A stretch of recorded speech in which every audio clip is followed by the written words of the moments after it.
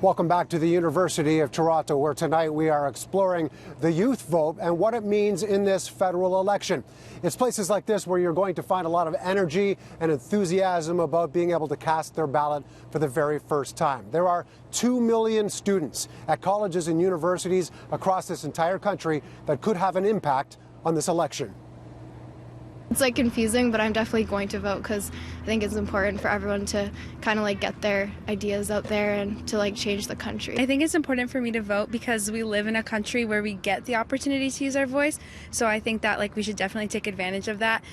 This is what it truly means to be coming of age. Students taking advantage of the opportunity to cast their ballot for the first time. It happened during the 2015 federal election in record numbers.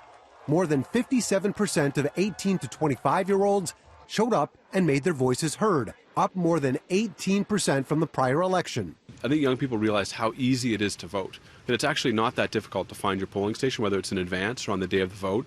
The ID requirements are not onerous, so people can turn up and vote, and it's pretty easy. That's some of the motivation different groups are using on college and university campuses to encourage other young people to take part. Having them understand that policy issues matter to them, and that they should go out there and do the research and also try to understand politics and make their votes and their voices heard. Campaigns and voting pop-ups can be found mimicking an actual election, not to vote a particular way, but to participate in the process. It scares them to get involved. They don't know who to vote for. They don't know who to ask, where to go to ask questions. And we're trying to create a sort of environment that's more compassionate and cooperative with students. And so it becomes a lot more of an approachable, fun process rather than something that they should be scared of. Polling among youth during this campaign has shown a significant shift since mid-September.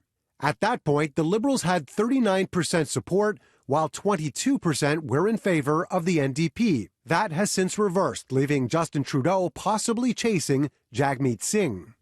The double-edged sword was that he brought in all these youth to help him win last time. If they move against him this time, then he's in a position where he's kind of sowed the seeds of his own demise. Which speaks to the power first-time voters hold and the impact they can make. So I don't want to be locked into an echo chamber.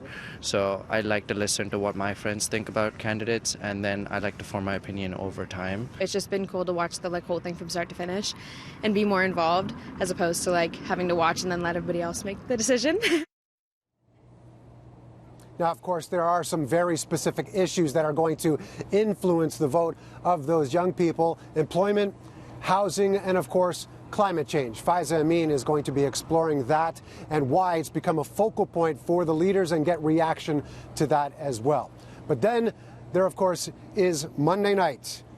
We will have you covered online and on TV. Our coverage starts at 9 o'clock on our website, Facebook, YouTube, and Twitter. The election special then continues on those platforms as well as right here on City TV. You can be part of the conversation with the hashtag CityVote2019.